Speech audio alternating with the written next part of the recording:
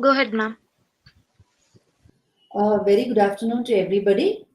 This is Dr. Meghana Nyapathi, working as a consultant and a lead specialist at Oasis Fertility, HSR Layout, Bangalore. Today, we are going to speak about the topic of how many eggs are required to achieve a pregnancy. Is there a particular number which is going to give us good results? Is there a particular number beyond which the chances of pregnancy are drastically reduced?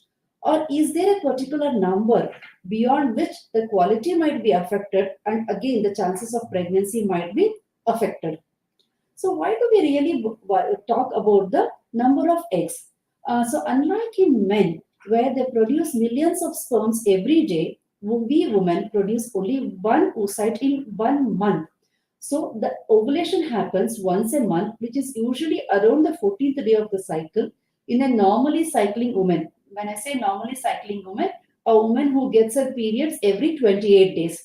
So, her ovulation usually happens on the 14th day of the cycle. In case we are talking about a woman whose cycles are once in every 35 days, then probably her ovulation is happening around the 21st day of the cycle. So, likewise, the ovulation happens once a month in the woman, and to produce this one oocyte, which is going to grow up to become the dominant follicle, release the oocyte so that that oocyte is taken by the fallopian tube, and in the fallopian tube, the egg and the sperm meet and then produce a zygote or the early embryo, and this embryo comes into the uterus from the fallopian tube around the fifth day after the release of the oocyte, and then produces a pregnancy where what we call as implantation. So for this process to happen, a minimum number of oocytes are required to be present in the ovary to make sure that there is a follicle be coming up. So there are enough number of follicles. The quality is good enough to produce a dominant follicle. When I say dominant follicle, one of the follicles amongst the cohort of 8, 10, 12, 15, 20, or whatever number are there in the ovary grows to become a bigger one, probably around 20 to 24 millimeters in size. Then the follicle ruptures. When we say rupture, the follicle releases the oocyte, and this oocyte is taken up by the fallopian tube. So now coming before we even start talking about the required numbers, one important thing what we always have to keep in mind when it comes to infertility is the age of the woman. So as the age advances, the number of follicles decreases, yes. Along with that, the quality of the follicles also starts decreasing. When we say about the quality, it could be the quality of the oocyte or the ability of the oocyte to give a pregnancy, or it could also be the chromosomal integrity of the oocyte. So, when we say that women beyond a particular age are at a lower risk for pregnancy, or rather, sorry, they have a lesser chance of achieving a pregnancy. Also, their risk of having a chromosomally abnormal baby also increases. So when a woman crosses beyond the age of 35, or rather when we say a woman crosses beyond the age of 38, her chance of achieving a healthy pregnancy starts decreasing compared to a woman who is in her late 20s. So that is it is not only the numbers which are important to achieve a healthy pregnancy. After all, the goal of a woman who conceives is to have a healthy baby at the end of the 9 months of pregnancy. The goal of a fertility clinic is to make sure that we help you achieve a pregnancy which is a healthy baby at the end. That is a clinical pregnancy giving a live birth. So when we talk about the numbers required to achieve a pregnancy, it's not only the numbers, but it is also the quality of the oocytes. So we will talk about these two factors in this talk today. So when I talk about the numbers, certainly it is one dominant follicle which comes up in each cycle to give a pregnancy. But to give this one dominant follicle in this particular cycle, there requires to be a number of follicles coming up. So when I say, then we talk about the ovarian reserve. So what is ovarian reserve? It's the number of follicles present in the ovary where the ovary starts releasing a particular number of follicles onto the periphery of the ovary, which is seen on an ultrasound scan. These are the follicles which become sensitive to the hormones produced either by the body per se, which we call as follicle stimulating hormone and luteinizing hormone, or to the external hormones which we give in the form of ovulation induction, like tablets like either clomiphene citrate or letrozole, are hormones in the form of FSH, or it could be a HMG preparation. So these are the follicles which are seen on the surface of the ovary, which can be seen on ultrasound, are the ones which are sensitive to our hormones, either produced within the body or given from outside, so that one amongst these usually becomes a dominant follicle. When we have used medication, in that case, multiple follicles can come up and cause ovulation. So that is a different scenario which we utilize in our ovulation stimulated cycles like controlled ovarian stimulation, or in cases where we want to give 2 to 3 follicles ovarian stimulation. So to get these number of follicles onto the surface of the ovary every month, each and every month, the ovary has to start producing and bringing it to the surface. It's not like how we are lazy on a Sunday. So 6 days a week we work, and one day a week we just sit and spend a lazy Sunday. The ovary cannot do that. It needs to produce the hormones on a continuous basis in a regulated way to produce a follicle, which can grow up to become a dominant follicle and release the oocyte. So here we talk about the ovarian reserve, where we call as women with normal ovarian reserve, where we see that there are at least 6 to 8 follicles in each ovary. And when we talk about poor ovarian reserve, these are the women who are at increased risk for chances of reduced chances of pregnancy because of the less number of oocytes. When the oocytes are lesser in number, that means probably she was born with good number of oocytes, but then over a period of time, by the time she could come to a clinic with a history of infertility, her oocytes have been used up for various reasons. Either it could be because age related, it could be that she's born with lesser number of oocytes, or it could be that her oocytes have depleted much faster than other women who have a normal reserve at her age. It could be because of certain medications, it could be because of radiotherapy, chemotherapy, it could be because of now very prevalent condition in India, which is diabetes mellitus. Any woman with any of these pre-existing factors should make sure that they don't delay the pregnancy, or if they find that there is a problem in conceiving, they need to attend to the fertility clinic. So these are the women who have lesser ovarian reserve. So there are few parameters which we look when we talk about the ovarian reserve. One of them is ultrasound, easy to do. Most of the times it's a transvaginal ultrasound which is done, and we look at the number and size of each follicle within each ovary.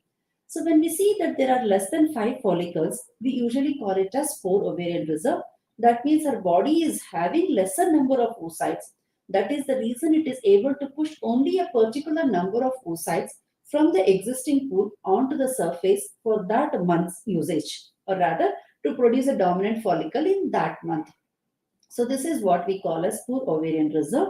And these are the women whom we have to make sure that they achieve their pregnancy quickly, or else they are at a risk for the quality also getting affected and their chances of pregnancy going to be on the lower side.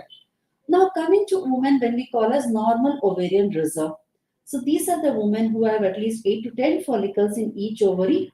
That means their existing pool is fair enough or good enough to produce a good number of follicles and push it onto the surface every cycle. So in these women where there is no problem with the ovulation, that means they're having enough number of follicles seen on the second day of the cycle. They are having ovulation happening around the 14th day of the cycle every month. Along with that, we look at the endometrial thickness pattern, which probably is coming good in these women. And then we would have also seen probably her tubes are fine previously based on either a HSG or sonosalpingogram results. And at the same time, before we monitor any woman for infertility, we also would have done a semen analysis for her husband. So when these all parameters are fine, these are the women who probably have not been able to conceive in spite of ovulation, and they might be required to go ahead with further management. So this is what is normal ovarian reserve, and hopefully these women should not have the problem of reduced ovarian reserve and its ensuing factors for achieving their conception. Now coming to the factor called polycystic ovaries, or they have more number of follicles. These are the women who are hyper responders. That means they have so many follicles packed in their ovaries that it is like too many follicles are there, and they fight amongst themselves that I need to come up and I need to come up, but eventually none of the follicles become dominant. It is also because of the fact that there is some imbalance between the hormones, so that there is not enough hormone produced to bring up the follicle to the dominant stage. But the whole concept is that there are so many follicles, and there is probably, when we compare it to our daily life, so it is like there is infighting amongst the follicles and none of the follicles can come up, which is a very easy way of correlating things. So in these women also, they might require some assistance to bring up the follicle and then give us a good, hopefully a good quality oocyte to give a pregnancy. So now that we have understood the types of ovarian reserve and who might require assistance, we will also go in further into the other aspects of checking for the number of oocytes, for the adequacy of the oocytes, which is with the hormonal results. So there are basically 2-3 hormones which we look at. One is FSH, the follicle stimulating hormone, which is usually tested on the second or third day of the cycle. And if this value is on the higher side, beyond 11, we usually say that not only the numbers, the quality is also getting affected.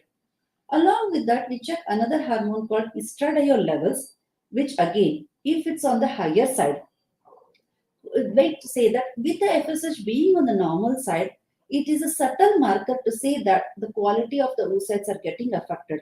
Even though your number of follicles are looking fair enough in this particular cycle, because ultrasound is cycle specific, and for that matter, these two hormones are also cycle specific. So when we look at a value where the estradiol levels are on the higher side and FSH is within normal range on the second or third day of the cycle, we have to become cautious that yes, to a certain extent, the quality of the oocytes are getting affected. So here it is not only the numbers, but also the quality which comes into the picture. Along with that, we have another test called AMH, which is not cycle specific. So the advantage of this is any day the patient comes to the clinic asking us that, Madam, is my reserve correct? Am I able to have good number of follicles coming up either naturally or during a stimulated cycle? And we find that it is not her baseline status, that is, she is not on the second or third day of the cycle, then we can always do an AMH. Any AMH less than 1.1 is again indicative that the number of follicles will be on the lesser side, that is, the number of eggs which we might get will be on the lesser side. Anything more than 3.5 could be indicative of polycystic ovaries, where they might hyper respond. So now coming to the numbers, now that we have tested her reserve by either the ultrasound scan or by the blood test, how many follicles are required or how many oocytes are required to give a pregnancy? So when we look at a common way of talking about these things, it is after all that one egg and one sperm, we should meet in that particular cycle at the right time to give a pregnancy. So for this one egg and one sperm to give us a pregnancy, there are many other parameters also. So here we also look at the sperm parameters. The sperm parameters are basically, we look at the count, motility, morphology. So if the sperm parameters are fine and there is some abnormality with the oocyte parameters, it can sort of compensate to a certain extent. So that we have seen a lot of women where probably the woman has a poor ovarian reserve, but the sperm parameters are fine. She's still young, which is a plus point in her favor. Though the numbers are less, the quality is less, and we see that they achieve pregnancy not one, but we have seen them achieving pregnancy one after the other, even in spite of having a low ovarian reserve. But where there are multiple factors, either in the form of her age being on the higher side, that means there is a factor of advanced maternal age, or it could be that her ovarian reserve is less due to any other factor like I enumerated before. It could be because of radiotherapy, chemotherapy, or diabetes, where along with the numbers getting affected, the quality is also affected. Along with that, there are certain problems with the semen parameters. Her chance of pregnancy comes down in spite of having quite a good number of follicles which can give us oocytes. There are plenty of studies done in India and elsewhere where they have found that there are at least 15 oocytes required. That this is when we do an IVF. It could be in a single cycle or it could be a cumulative effect of multiple cycles to give a embryo which is healthy and normal, and then to give a healthy pregnancy and a live birth. So this is a number which is taken from multiple studies done all over the world, and we also need to understand that people from various regions of the world, from various continents of the world, have different ability to give a pregnancy. Their fertility potential is different, and their reproductive lifespan is also different. So, particularly when we come to South Asians, or since we are talking in India, let us talk about Indians. We see that the number of oocytes which we have probably are similar to our Western counterparts, but our reproductive lifespan is slightly different. So, women from South Asian countries, I mean, we are talking about India now, they usually the ability to give a pregnancy starts decreasing much quicker than our Western counterparts. So the whole trend of aping the West, which we have now, whether in the form of our food habits, whether in the form of our lifestyle, or postponing our pregnancy, probably will not work because our body is made in a different way, and our ability to give a pregnancy sorts of starts decreasing once our age crosses beyond 35, unlike our Western counterparts, where we hear a lot of actresses and all conceiving happy, I mean, without any assistance, even after the age of 40. So age is one factor which we need to keep in mind when we talk about the number of oocytes or number of follicles required to achieve a pregnancy. Now coming to the quality of the oocytes, there are many other factors which can affect the quality of the oocytes other than what I have mentioned, and one of them is genetic factors.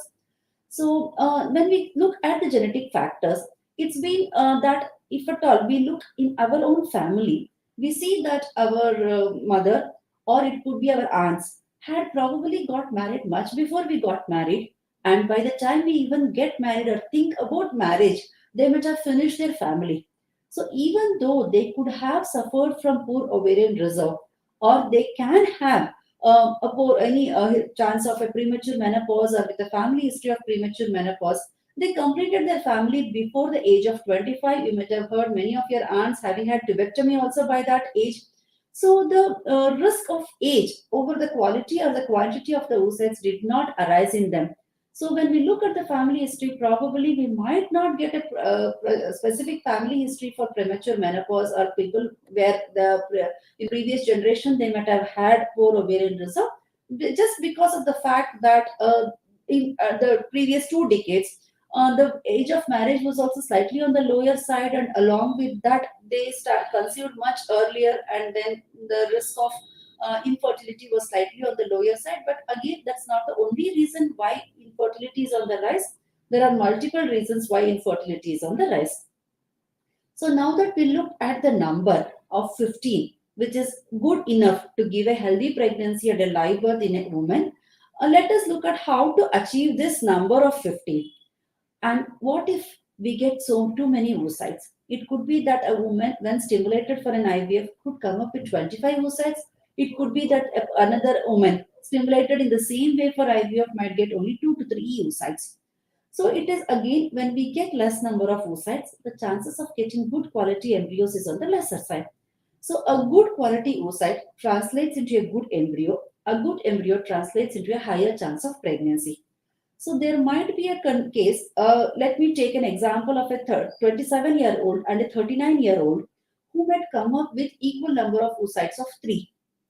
So on when we mix them with the sperms, what we call as IVF or ICSI, post fertilization, or when the embryos are growing in the lab, where we grow the embryos for approximately 5 days in the lab post oocyte retrieval, we might not get the same number of embryos in a 38-year-old woman compared to a 26-year-old woman, because the quality of the oocytes at the age of 26 is not the same as at the age of 38. So as age advances, the quality starts deteriorating. So then that is why we come up with a number of 15, which is not applicable to everybody. Along with that, it is not that 100% of the embryos produced in the lab are chromosomally normal. We find that there are plenty of embryos, though there might be good looking embryos, the top quality embryos, which might have chromosomal abnormalities. And when it comes to chromosomal abnormalities, we have seen that the embryos produced from oocytes of women with an advanced age, that is more than 37 years, are more abnormal compared to women who have gone through the IVF and the embryo biopsy testing for the chromosomal integrity of the embryos of a younger age.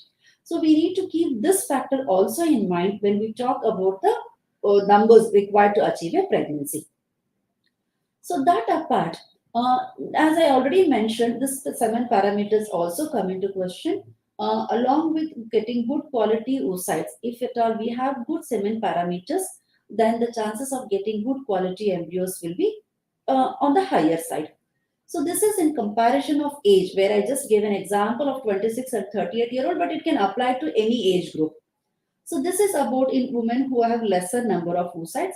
At the same time, we might have a woman where we have diagnosed as having a normal ovarian reserve. That means the number of follicles are looking good enough.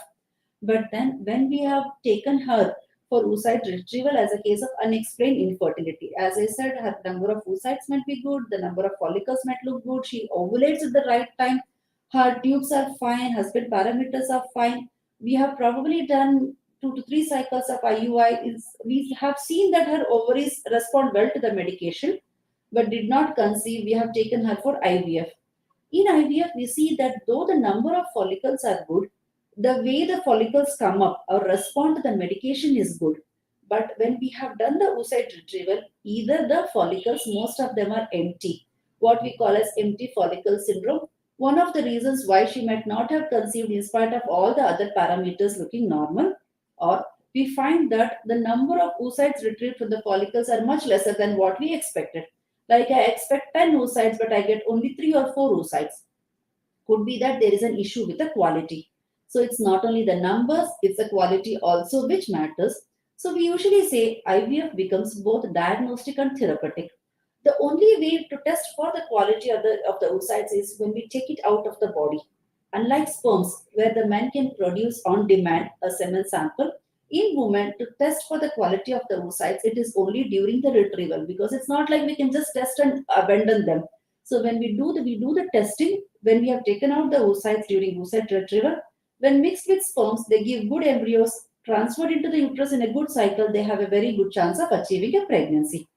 So when we take out these oocytes, we may see that the numbers are good, but the quality of the oocytes is not good. That is suboptimal quality oocytes. Could be one of the reasons for not having achieved the pregnancy. Again, here we need to have more number of oocytes. Hopefully, some of them are good to help us achieve the pregnancy. Again, number comes into picture in this scenario. So even though the reserve is good, since the quality is on the lower side, we need to have more number of oocytes to help them achieve a pregnancy.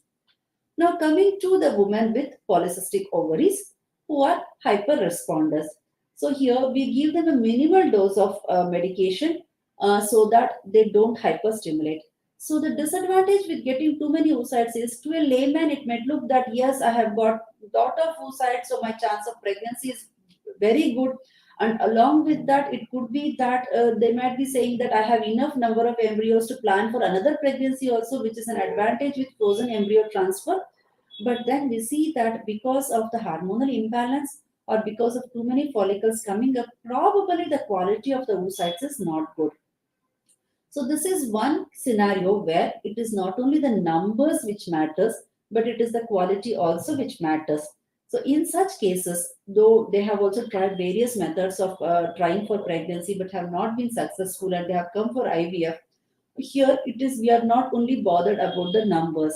Unlike in other fields where number game is something which is very commonly followed, we are not only behind the numbers, we are also behind a good quality oocytes. So there are various methods of stimulating these ovaries with very low dose of medication or with specific types of medications so that they get enough number of oocytes, and then the quality is good. As I said, 15 is the average number, so I don't have to stimulate the ovaries to get 25, 30, 35 oocytes. So I get good number of achievable number of oocytes with which I can give a pregnancy. So this is about in women with hyperresponders where numbers may be enough, but the quality is an issue in such cases. And then coming to the other scenario where we have had enough number of oocytes, but then there is probably a family history which precludes them from having a healthy pregnancy, or probably we are seeing women where they have some other diseases which could result them in having pregnancy losses, or we are not able to find any particular reason for the pregnancy losses. So in such cases, even though the numbers are good, their chances of achieving a pregnancy and that pregnancy continuing to term might be on the lower side. So in such cases, when we have good number of embryos, we can always subject these embryos to embryo biopsy. And once a biopsy is done, this biopsied material is tested for the chromosomal integrity of the embryos, looking for any aneuploidies, that means structural abnormalities of the embryos in the form of increased or decreased number of chromosomes, and the embryos which are intact for the chromosomes are usually transferred. So again, when we have enough number of oocytes, we can get enough number of embryos. So even though all the embryos are not normal, we still can get a good number of normal embryos to help the woman achieve the pregnancy. So this is how we try to compare the numbers with the outcome. Now looking at the base, see, not everybody could have good number of oocytes. So that doesn't mean that they have to go for third party reproduction. There are a lot of women in the younger age who have less number of oocytes, and probably at the same time there are women, because of the effect of the advanced maternal age, their oocytes are on the lesser side. So whenever we see a woman whose reserve is on the lesser side, these are the things which are discussed with the woman. Then there are certain medications also which can be used in this woman to hopefully increase the number. But there is no magic drug which can increase the numbers from 2 to 20 or from 3 to 15. So we have to use certain medicines probably for a certain period of time, so that if not the great variation in the numbers, there could be some improvement in the quality of the oocytes, or we get a good cohort of follicles in that particular cycle. That means whatever follicles are seen in that particular cycle on the second or third day of the cycle are good enough for us to start the cycle, so that whatever follicles we see on the scan are all converted into good sized follicles at the time of trigger, and we are hopefully able to get all of them as good quality oocytes.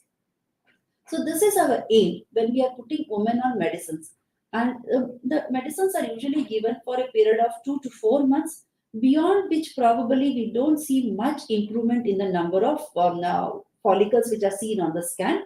And also when it comes to the quality, there is not much difference when we use it for a longer period of time.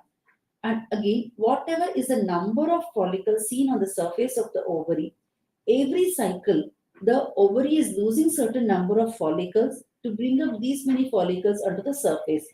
And already this woman has a very low reserve. So we cannot keep on waiting for months on months to start the medication or to start the treatment, because whatever all said and done, whatever we do, the follicles are being depleted from the ovaries. So this is something we need to keep in mind before starting the treatment. So most of these medications target the ovaries to produce more number of, as much possible, more number of oocytes, and to a certain extent affecting the quality of the oocytes. So when the quality improves, chances are that even though the numbers are slightly on the higher side, our chance of pregnancy increases. Now, whoever comes to a fertility clinic always comes with this particular question: what are my chances of achieving a pregnancy?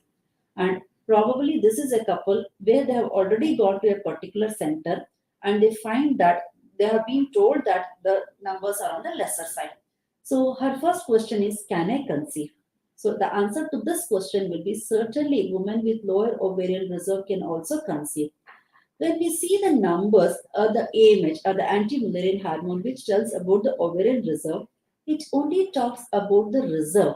That means it talks only about the number of follicles which are present in the ovary at that particular time, but it doesn't talk about the quality of the oocytes.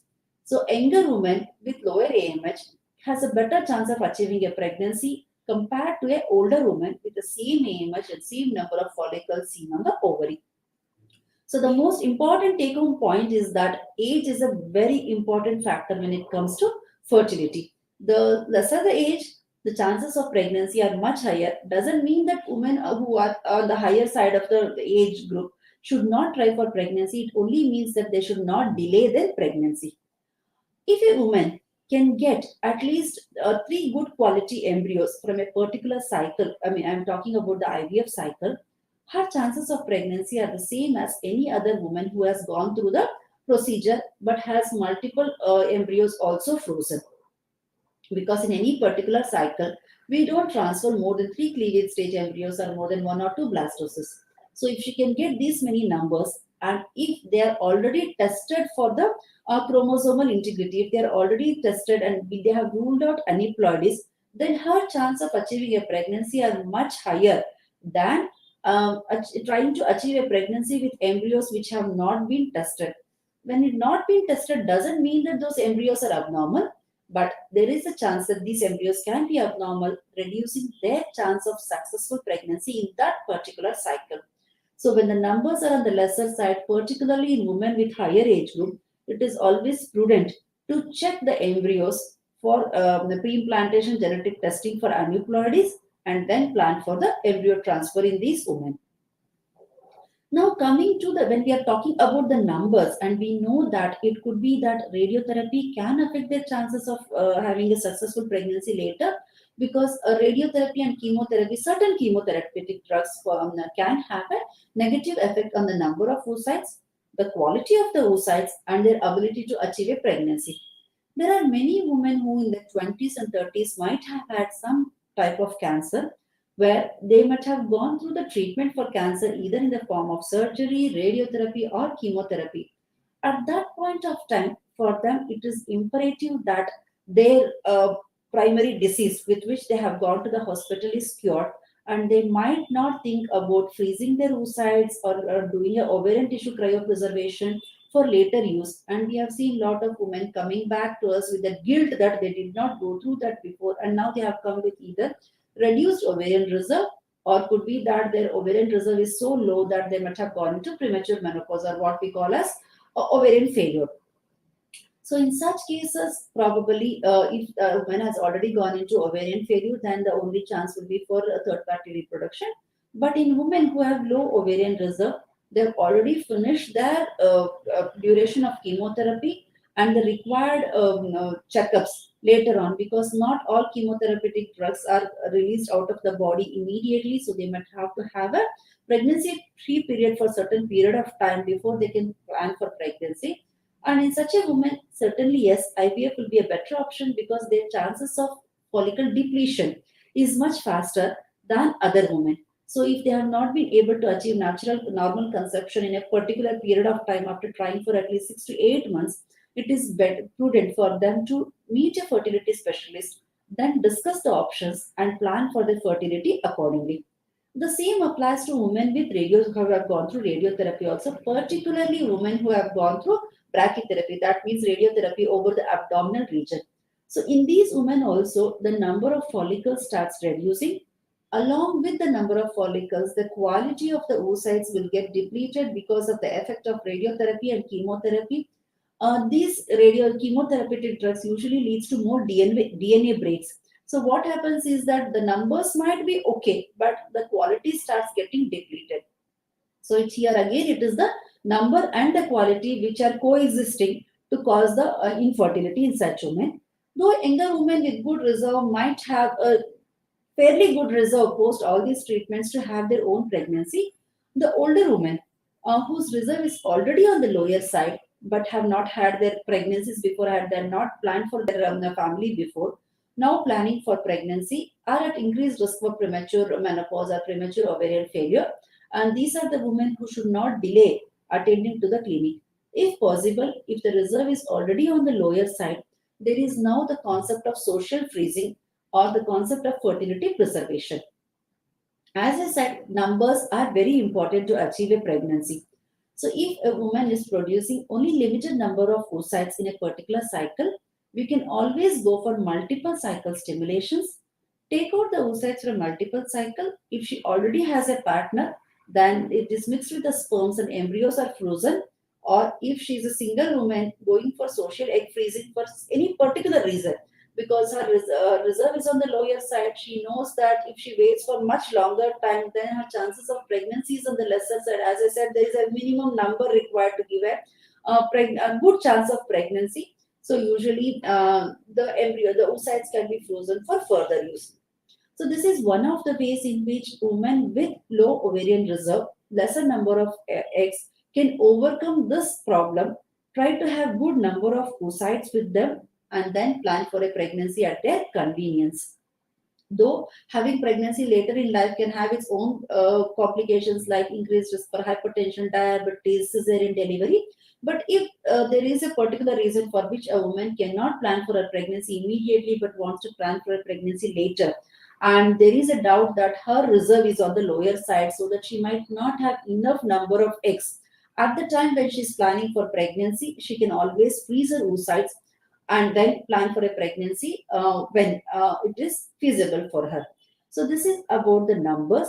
Then we also discussed about what medicines can be given.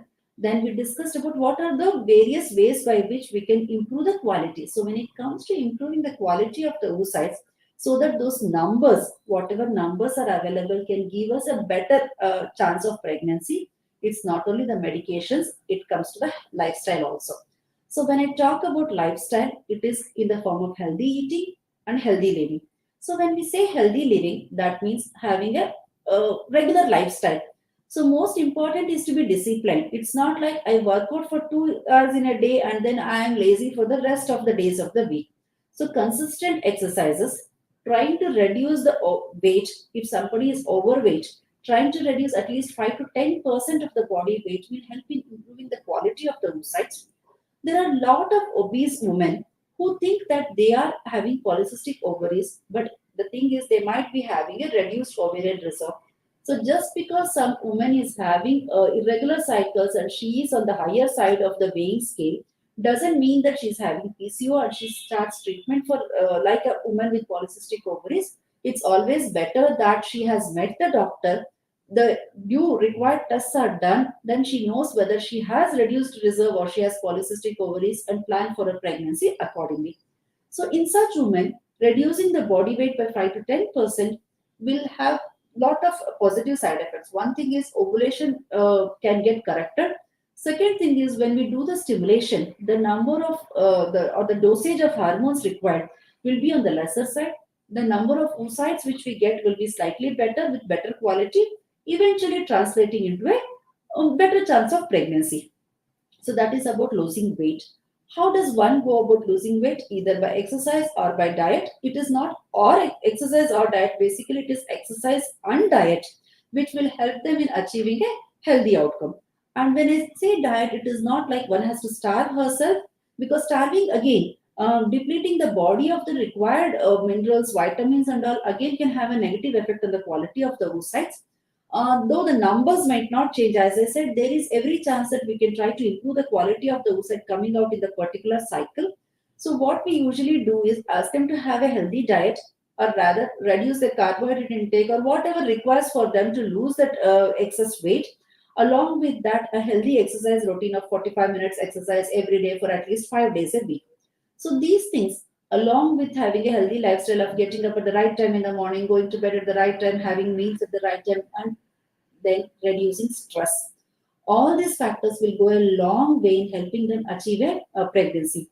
So, stress is one of the factors which can again have a negative effect on the quality of the oocytes and also the quantity of the oocytes obtained. There are plenty of cycles when stress would have led the woman to have an anovulatory cycles. So, even though her follicle numbers are good, she might not have ovulated at the right time, or she might not have ovulated at all in that particular cycle. So stress is one of the factors which when taken off can have a better effect on the pregnancy cycle. So all these factors, whether be it medications, whether be it lifestyle modifications, can be corrected to a certain extent to have a good number of oocytes recovered either during a treatment cycle or good quality of follicle being released, oocyte being released in a particular natural cycle for the woman to achieve a pregnancy. Then it comes again to the genetic factors. There are a lot of genetic factors which can lead women to have a reduced number of follicles early in life. So if there is a particular family history, then she needs to make sure that she doesn't delay her pregnancy, and that itself might be an answer in such cases, because not much can be done to change the genetic factors. So, if a woman takes care of all these factors, that is, knowing her ovarian reserve, knowing her difficulty or challenges, why she is unable to conceive, or is there a challenge with the number of oocytes, trying to make the lifestyle modifications, all these factors will go a long way in helping her achieve a pregnancy. So, with this, I have just described about what are the quality and what is the quantity required to achieve a pregnancy. And if there are any questions, I'm open to the questions.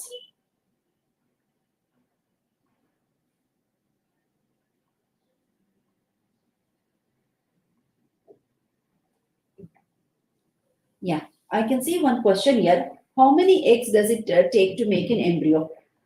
Even if a woman gets one egg during a particular cycle, we can try to make an embryo out of it. But when the numbers are less, like we are looking at one, two embryo oocytes, there could be a chance that these oocytes might not grow to form a good quality embryo, or they might not be able to make it to the fifth day, what we call as blastocyst stage. So, in case if somebody is asking what is the minimum number, yes, minimum number is one, but when we have at least five and more mature oocytes at egg retrieval, chances are high that she will get good quality embryos. The next question, what I see on the screen is, can I get pregnant with only one egg? Certainly, yes. Why not? As I said before, it after all takes that one egg and one sperm to meet at the right time to give the pregnancy. So, with one egg, certainly women can achieve pregnancy because in a normal cycle, nature has produced in such a way that only one egg is released in each cycle. So, that is when it comes to natural cycle. But if somebody is having a very low reserve, where there is only one oocyte forming and has not been able to achieve pregnancy, and we know that this woman is at much higher risk for premature ovarian failure, then it is better to take this one egg, mix it with the sperm, form the embryo. But instead of going ahead with the embryo transfer with only this one embryo, try to get out eggs from multiple cycles, even though you are getting one or two eggs in one cycle. Then do the pooling of those embryos, and then the embryo transfer can be done, which can improve the chances of pregnancy much more than when trying with only one oocyte. I hope the answer is clear to you. Okay. How many eggs does a woman have throughout her lifetime? When we look at the number of eggs released in a woman's lifetime, we usually say 400 oocytes make it to the level of the dominant follicle, which comes out or which are released from the ovaries, which have an ability to mix with the sperms and give a pregnancy. How do I know if I have enough eggs to get pregnant? This is actually a very tricky question. So it's not, as I said, it's not only the numbers, but it is also the quality of the oocytes. A woman might have multiple oocytes, follicles which are not releasing into oocytes, and then even though she has multiple follicles, her chance of getting pregnant becomes less. Whereas there could be another woman who has just enough oocytes or enough follicles where she is ovulating every month, and the quality which comes up is hopefully good in some of the cycles, and her chance of getting pregnant will be better. But if any woman has at least 8 to 10 oocytes in follicles in each ovary during the beginning of the cycle, then her chances of getting pregnant is much higher than a woman who has only one or two follicles seen in the ovary during the beginning of the cycle. Okay, I have a question here where it is, I had done IUI last month, but it failed.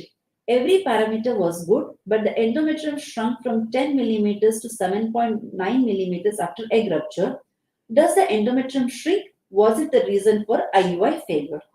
It's a very good question, actually. See, post ovulation, most of the times the endometrium, along with having been primed with the estrogen hormone, has the effect of the progesterone also over it. So, the effect of progesterone is slightly different on the endometrium compared to the effect of estrogen. And the effect of progesterone is such that it will slightly shrink the endometrium, or rather, it has a compacting effect on the endometrium. So the endometrium can shrink from 10 millimeters to 7.9 millimeters post ovulation. It is quite possible. But then again, not all endometria shrink to almost more than 2 millimeters.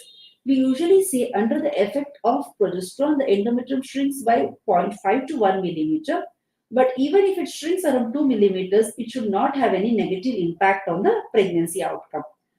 Was this the reason for IUI failure? Very difficult to tell based on only the endometrial thickness. There could be other reasons like is the tubal factor good? Have the tubes been tested for their patency? First thing. Second thing, are the semen parameters good? What was the reason for IUI? Is it because of unexplained infertility? Where we can say that this endometrial shrinkage could be one of the reasons if it is really shrinking much beyond this value, Or is it because of tubal factor? If it is not checked, then it is better to check the tubal factor. And then is it because of the semen parameters? If there is suboptimal semen parameters, then the chances of pregnancy will be slightly lower. And if the questions ask that is 7.9 millimeter endometrium at the time of IUI adequate enough to give a pregnancy? Certainly yes. Any endometrium more than 7.5 millimeters should help a woman achieve pregnancy.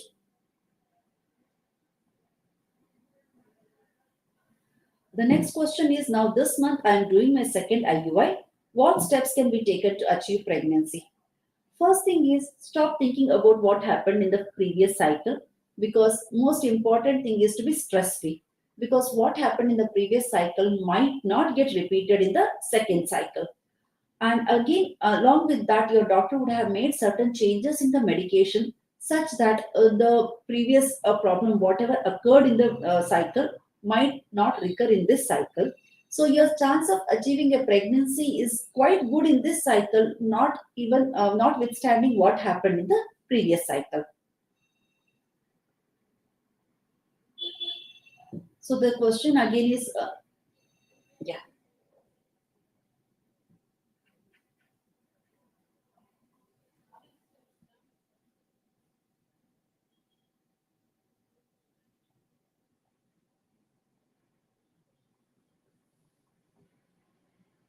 Any other questions?